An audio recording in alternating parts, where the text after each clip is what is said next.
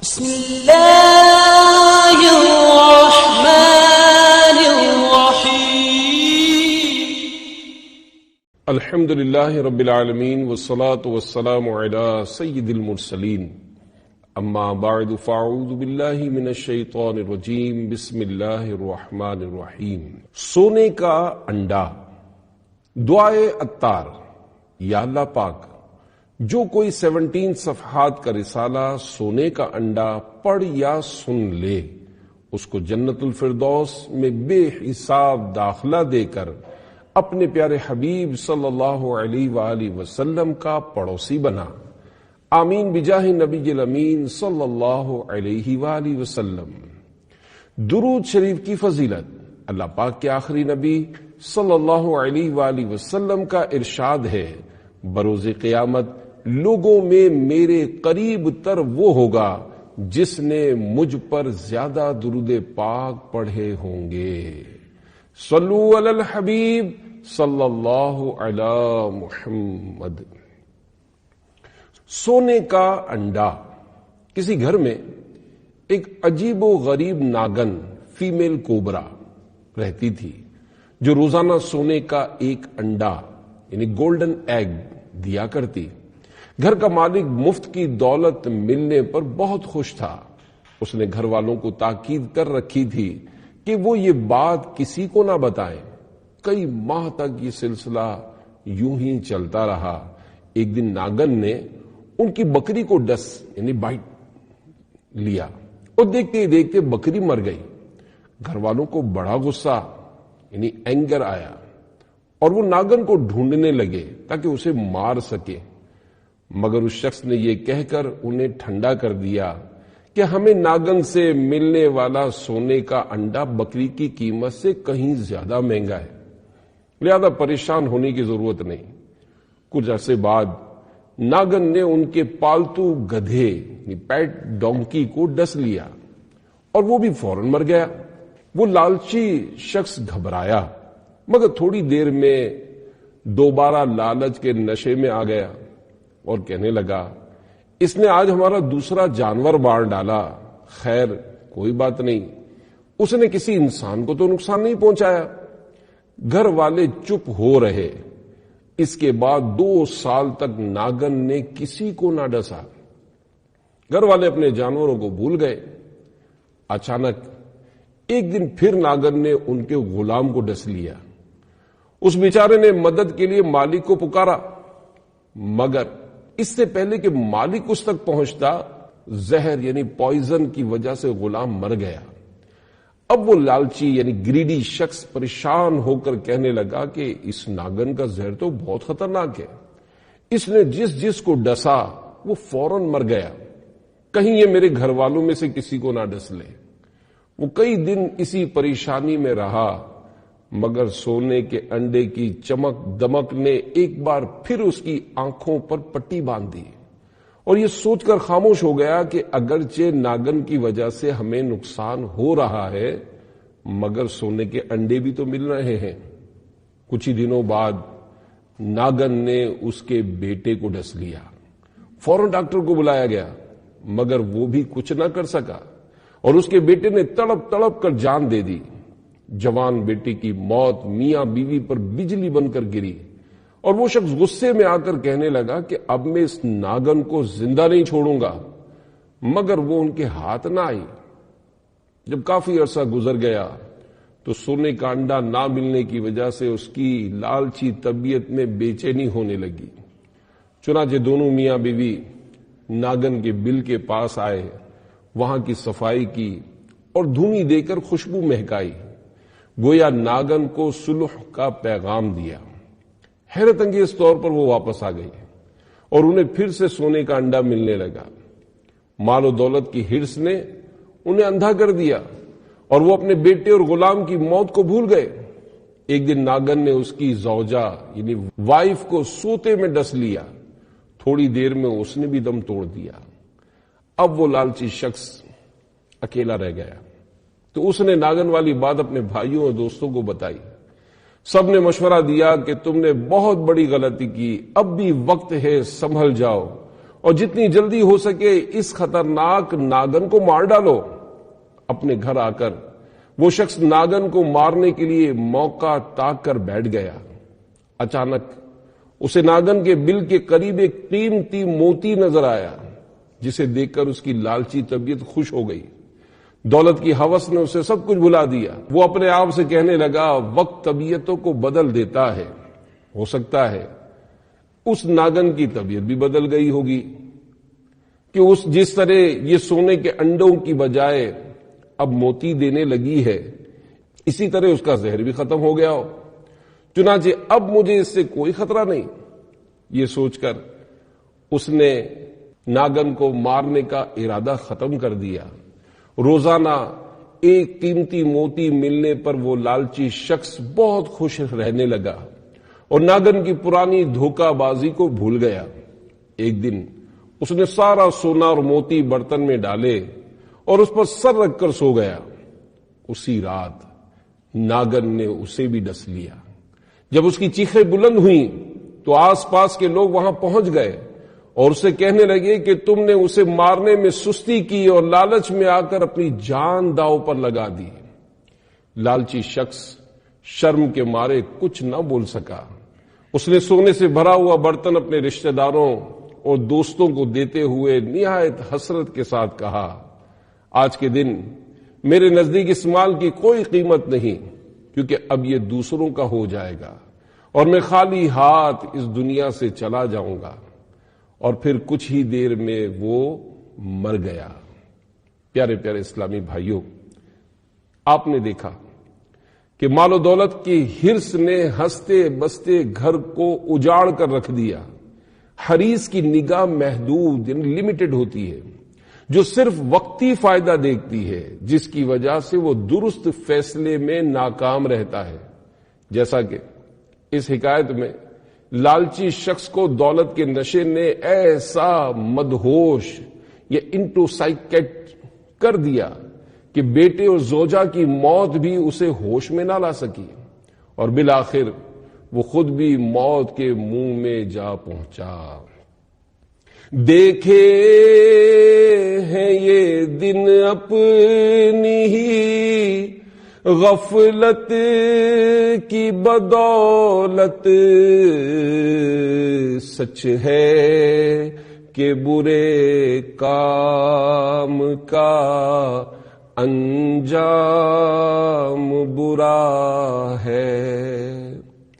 ہرس کسے کہتے ہیں؟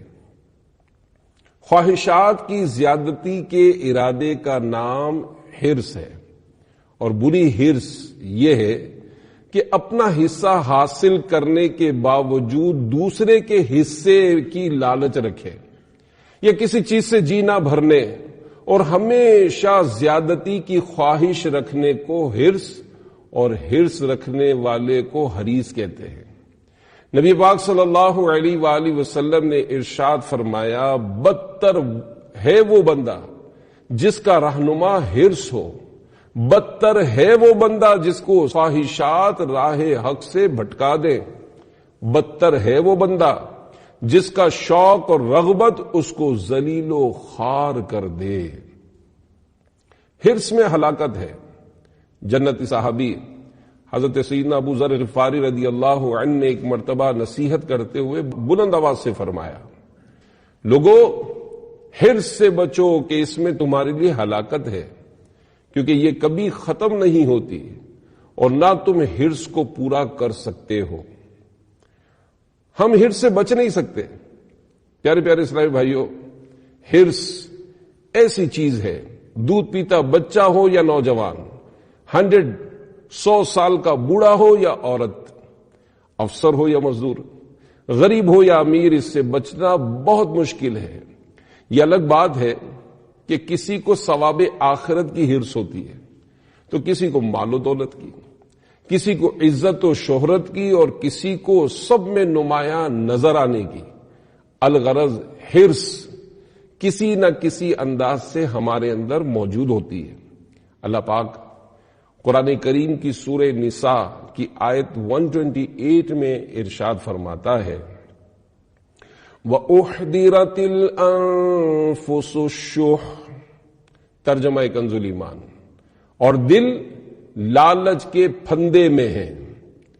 تفسیر خازن میں اس آیت کے تحت لکھا ہے کہ لالچ، گریڈ، دل کا لازمی حصہ ہے، کیونکہ یہ اسی طرح بنایا گیا ہے۔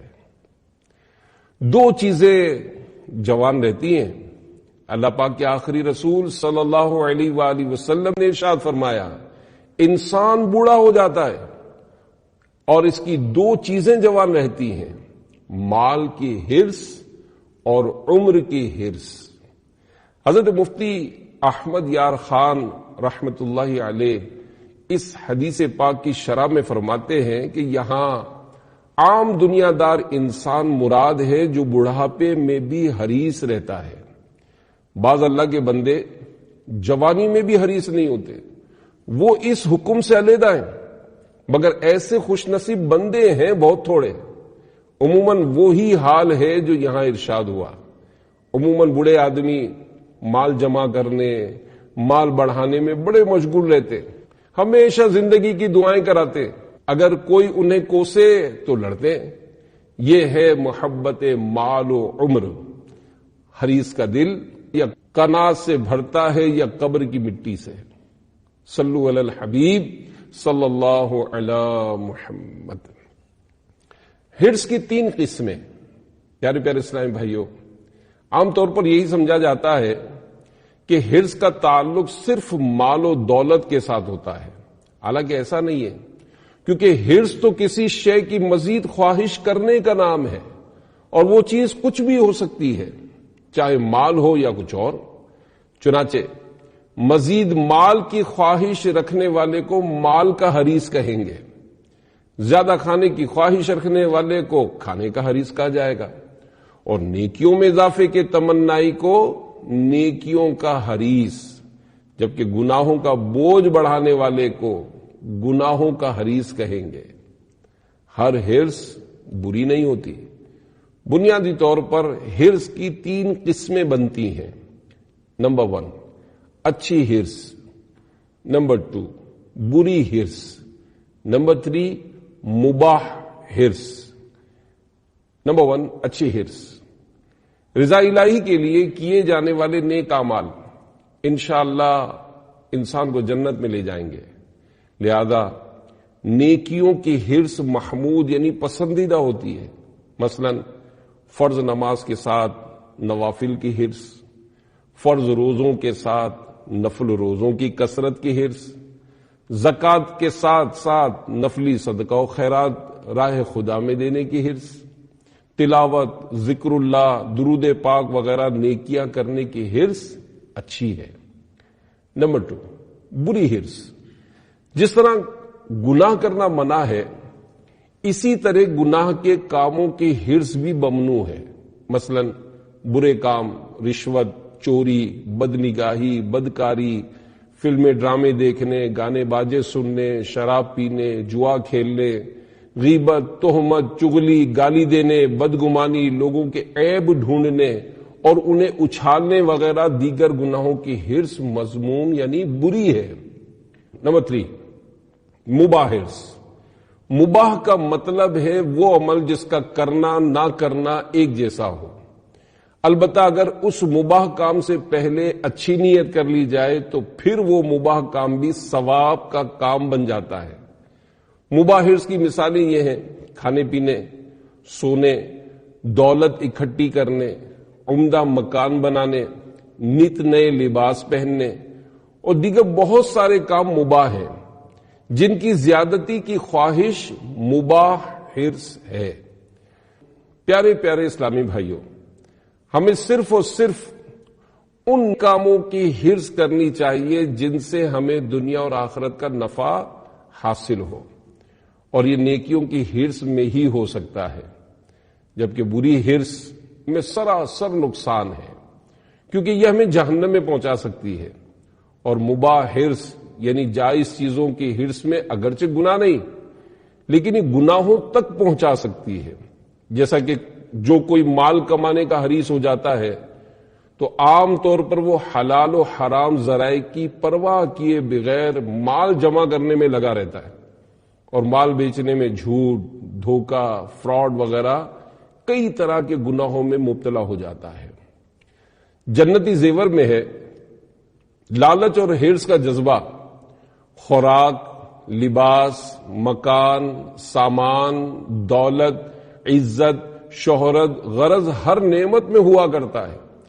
اگرچہ لالچ کا جذبہ کسی انسان میں بڑھ جاتا ہے تو انسان طرح طرح کی بد اخلاقیوں اور بے مروتی کے کاموں میں پڑ جاتا ہے، اور بڑے سے بڑے گناہوں سے بھی نہیں چوکتا۔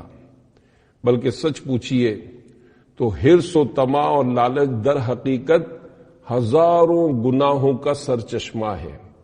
اس سے خدا کی پناہ مانگنی چاہیے۔ دولت کی حرص دل سے اللہ دور کر دے، دولت کی حرص دل سے اللہ دور کر دے، عشق رسول دے دے کر یہ دعا رہے ہیں، تکثیر مال و زر کی ہرگز نہیں تمنا، ہم مانگ آپ سے بس غم آپ کا رہے ہیں۔ پیارے پیارے اسلام بھائیوں، یہ ذہن بنا لیجئے کہ ہمیں صرف اور صرف نیکیوں کا حریص بننا ہے، نیکیاں اور صرف نیکیاں کرنی ہیں۔ اللہ پاک کے سچے نبی صلی اللہ علیہ وآلہ وسلم کا فرمان نصیحت نشان ہے، اس پر حرص کرو جو تمہیں نفع دے۔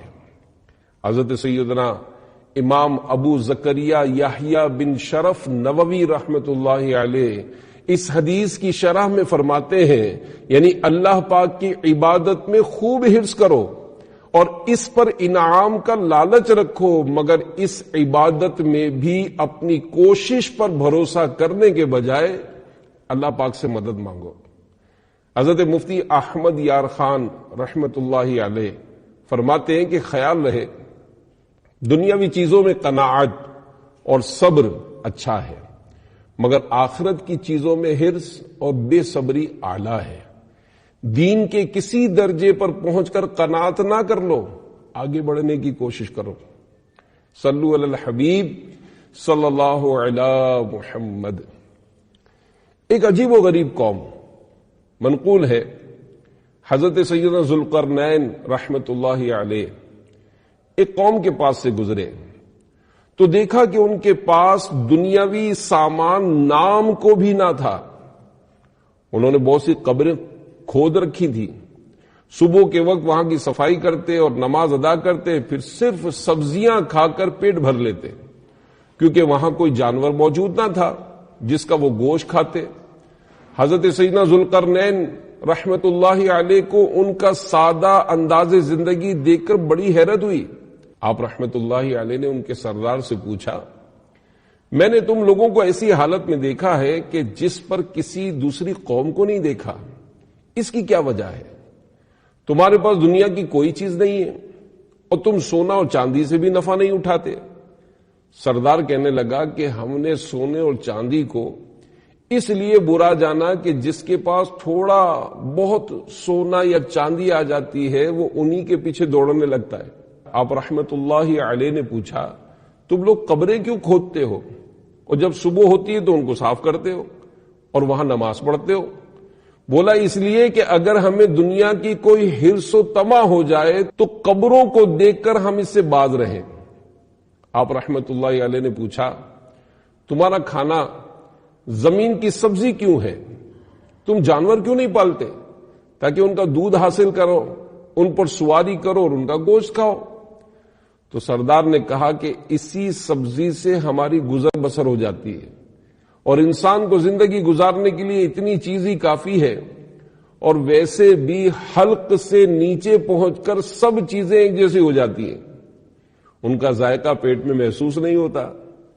حضرت سیدنا ذوالقرنین رحمت اللہ علیہ نے اس کی حکمت بھری باتیں سن کر اسے پیشکش کی، میرے ساتھ چلو، میں تمہیں اپنا مشیر یعنی ایڈوائزر بنا لوں گا اور اپنی دولت میں سے حصہ بھی دوں گا۔ مگر اس نے معذرت کر لی کہ میں اسی حال میں خوش ہوں۔ چنانچہ حضرت سیدنا ذوالقرنین رحمت اللہ علیہ وہاں سے تشریف لے گئے۔ اللہ رب العزت کی ان پر رحمت ہو اور ان کے صدقے ہماری بے حساب مغفرت ہو، آمین بجاہ النبی الامین صلی اللہ علیہ وآلہ وسلم۔ نہ ہو عطا اس کو مال و دولت، نہ دیجیے عطار کو حکومت، یہ تیرا طالب ہے جان رحمت، نبی رحمت شفیع امت، صلو علی الحبیب صلی اللہ علی محمد۔ ہماری حالت زار، پیارے پیارے اسلامی بھائیوں، دنیا سے دل و جان سے محبت ہونے اور آخرت کی الفت میں کمی کی وجہ سے مسلمانوں کی بھاری تعداد اللہ الرحیم اور اس کے رسول کریم کی یاد سے دور ہے، جبکہ گناہوں اور فضولیات کی ہرس میں مسرور یعنی خوش ہے۔ افسوس، 100 کروڑ افسوس، آج کا نوجوان لائن میں لگ کر مہنگے ٹکٹ خرید کر ساری رات گناہوں بھرے پروگرام دیکھنے سننے کو تیار ہے، مگر نماز ادا کرنے کی غرض سے چند منٹ کے لیے مسجد کا رخ کرنے سے کتراتا ہے۔ کئی گھنٹے ریموٹ ہاتھ میں پکڑے فلمیں ڈرامے دیکھنے کا وقت ہے، مگر رضا الہی پانے، اپنی آخرت سنوارنے اور علم دین سیکھنے کے لیے راہ خدا میں عاشقان رسول کے ساتھ مدنی قافلے میں سفر کے لیے مختلف بہانے ہیں۔ عشق مجازی کو بھڑکانے والے گندے ناولز پڑھنے کے لیے گھنٹوں کا وقت ہے، اور قرآن کریم کی تلاوت کرنے کو دل نہیں کرتا۔ بلکہ سچی بات تو یہ ہے کہ درست قرآن کریم پڑھنا ہی نہیں آتا اور نہ سیکھنے کا شوق ہے۔ برے دوستوں کی گندی صحبت میں گھنٹوں اپنا وقت برباد کرنے کے لیے وقت ہے، مگر عاشقان رسول کی صحبت میں بیٹھ کر سنت مصطفیٰ صلی اللہ علیہ وآلہ وسلم سیکھنے کا وقت نہیں۔ اسے پہلے کہ موت آ جائے، بقیہ زندگی کو غنیمت جانتے ہوئے فوراً سارے گناہوں سے سچی توبہ کر لیں اور نیکیاں کرنے لگ جائیں۔ وہ ہے عیش و عشرت کا کوئی محل بھی، جہاں طاق میں ہر گھڑی ہو اجل بھی، بس اب اپنے اس جہل سے تو نکل بھی، یہ جینے کا انداز اپنا بدل بھی، جگہ جی لگانے کی دنیا نہیں ہے، یہ عبرت کی جا ہے تماشا نہیں ہے۔ صلو علی الحبیب صلی اللہ علی محمد۔ نیکیوں کی حرص بڑھانے کا طریقہ۔ اے عاشقان رسول، دولت و عیش و عشرت آنے جانے والی شے ہے، نیکیوں کی حرص کیجیے اور اپنا یہ ذہن بنائیے کہ میرے پاس مال کی کثرت ہو یا نہ ہو، نیکیوں کی ضرور کثرت ہو۔ نیک بننے اور نیکیوں کی حرص پیدا کرنے کے لیے اللہ والوں کے واقعات سنیے۔ عبادت کی اعلی مثال عظیم تابعی بزرگ حضرت سیدنا صفوان بن سلیم رحمت اللہ علیہ کی پنڈلیاں، کیلز، نماز میں زیادہ دیر کھڑے رہنے کی وجہ سے سوج گئی تھیں۔ آپ رحمت اللہ علیہ اس قدر کثرت سے عبادت کیا کرتے تھے کہ اگر آپ رحمت اللہ علیہ سے کہہ دیا جاتا کہ کل قیامت ہے تو بھی اپنی عبادت میں کچھ اضافہ نہ کر سکتے، یعنی ان کے پاس عبادت میں اضافے کے لیے وقت کی گنجائش ہی نہ تھی۔ جب سردی کا موسم آتا تو آپ رحمت اللہ علیہ مکان کی چھت پہ سویا کرتے تاکہ سردی آپ رحمت اللہ علیہ کو جگائے رکھے، اور جب گرمیوں کا موسم آتا تو کمرے کے اندر آرام فرماتے تاکہ گرمی اور تکلیف کے سبب سو نہ سکیں۔ آپ رحمت اللہ علیہ کا انتقال سجدے کی حالت میں ہوا، اور آپ دعا کیا کرتے تھے، یا اللہ میں تیری ملاقات کو پسند کرتا ہوں، تو بھی میری ملاقات کو پسند فرما۔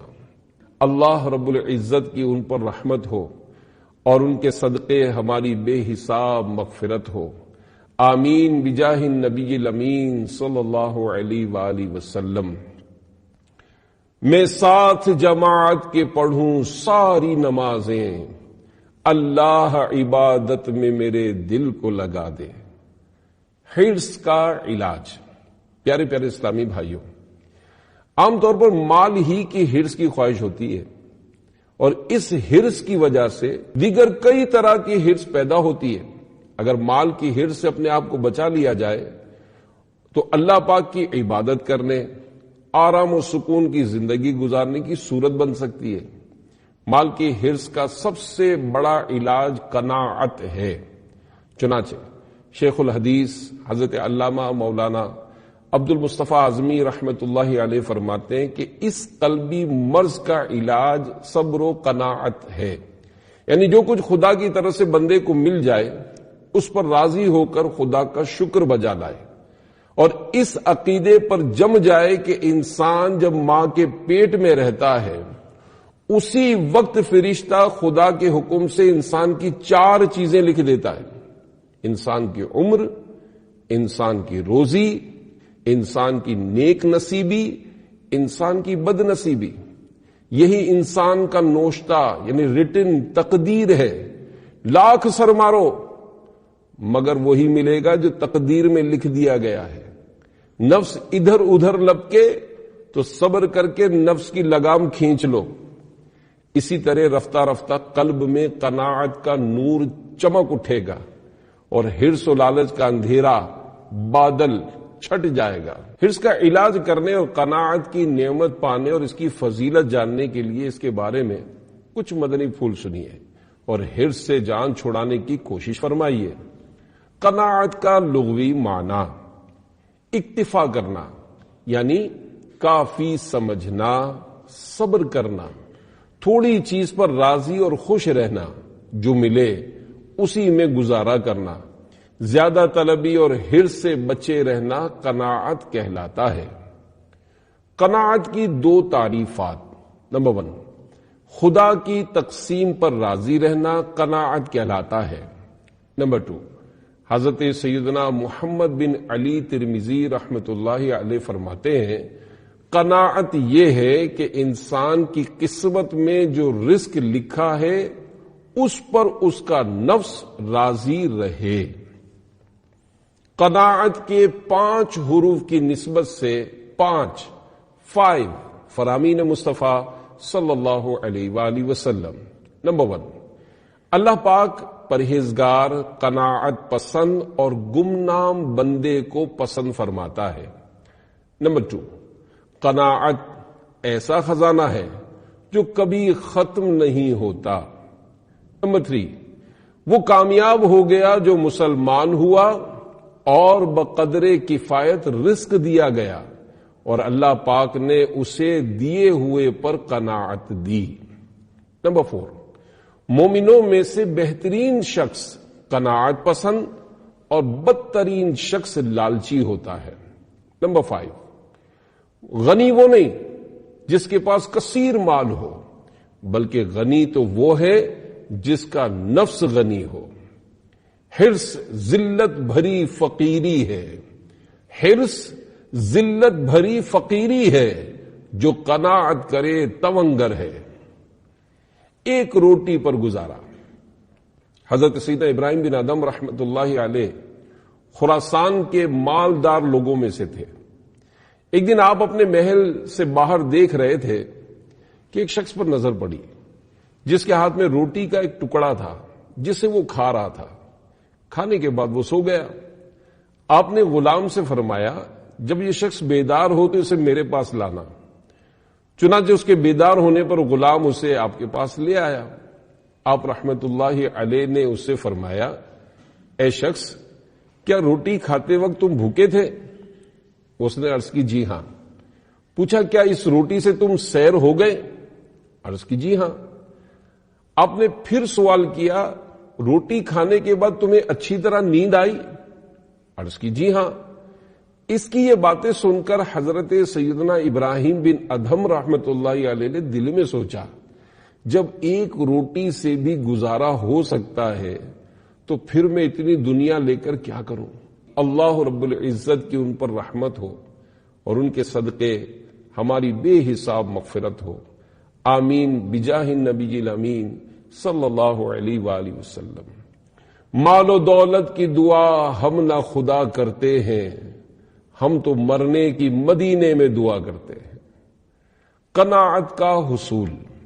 حضرت سیدنا امام ابو حامد محمد بن محمد غزالی رحمت اللہ علیہ قناعت کی نعمت پانے کا طریقہ بیان فرماتے ہیں جس کا خلاصہ کچھ یوں ہے. قناعت کا حصول 3 چیزوں پر موقوف ہے. نمبر 1 صبر، نمبر 2 علم اور نمبر 3 عمل. نمبر 1 پہلی چیز عمل ہے، یعنی معیشت میں درمیانہ انداز اور خرچ میں کفایت اختیار کرنا. جو شخص قناعت میں بزرگی چاہتا ہے اسے چاہیے کہ کم خرچ کرے. حدیث پاک میں ارشاد ہے التدبیر نصف المعیشہ. ترجمہ تدبیر سے کام لینا نصف معیشت ہے.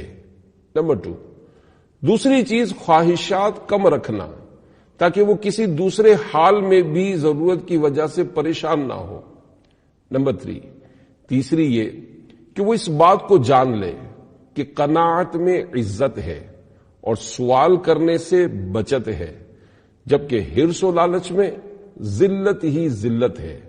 پس اس طرح غور و فکر کرتے ہوئے اس یعنی حرص سے جان چھڑا لے. دولت دنیا سے بے رغبت مجھے کر دیجئے، میری حاجت سے مجھے زائد نہ کرنا مالدار. حرص کا ایک اور علاج. پیارے پیارے اسلامی بھائیوں، دعا مومن کا ہتھیار ہے. حرص و طمع کی نحوست سے پیچھا چھڑانے اور قناعت کی دولت پانے کے لیے بارگاہ الہی میں گڑ گڑا کر دعا کیجیے. صرف قبر کی مٹی ہی سے پیٹ بھرے گا. اللہ پاک کے سچے نبی صلی اللہ علیہ وآلہ وسلم کا فرمان حقیقت بنیاد ہے. اگر انسان کے لیے مال کی 2 وادیاں ہوں تو وہ تیسری وادی کی تمنا کرے گا، اور انسان کے پیٹ کو تو صرف مٹی ہی بھر سکتی ہے.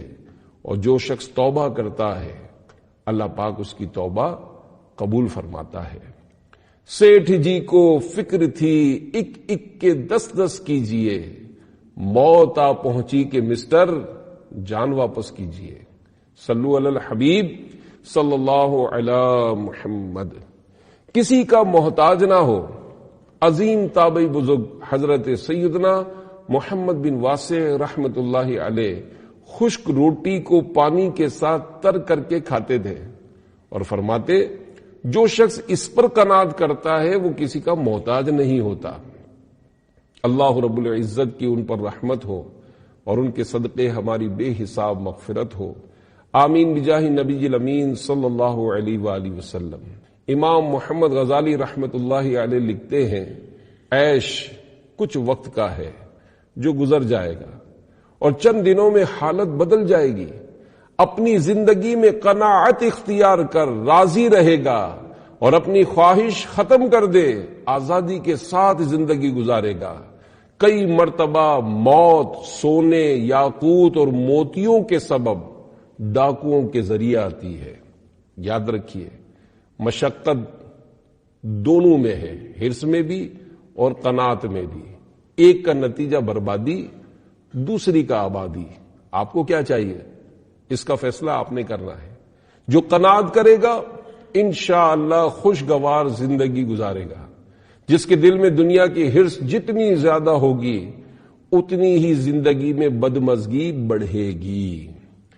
کان دھر کے سن نہ بننا تو ہری سے مال و زر، کر قناعت اختیار بھائی تھوڑے رزق پر۔